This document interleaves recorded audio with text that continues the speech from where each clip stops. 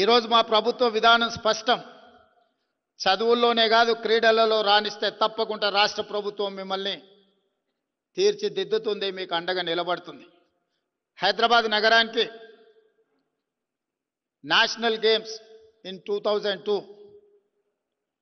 in 2003 Commonwealth Games, in 2007 World Military Games. ఇన్ని క్రీడల్ని హైదరాబాదు నగరంలో మనం నిర్వహించినాం. ఈరోజు గచ్చిబౌలి ప్రాంతం అభివృద్ధి చెందింది అంటే అక్కడ క్రీడా మైదానాలు ఉండడం వల్లనే.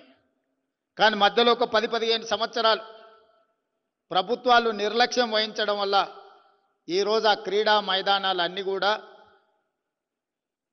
పెళ్ళిళ్ళు చేసుకునే ఫంక్షన్ హాల్స్గా మారిపోయినాయి, లేదా ప్రైవేట్ పార్టీలు ఇచ్చుకునే సన్బర్న్ పార్టీలు ఇచ్చే వేదికలుగా మారినాయి.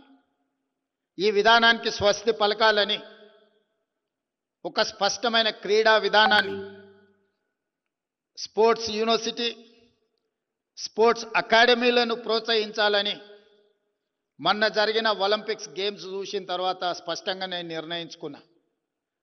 Subscribe us and press the bell icon for more interesting updates.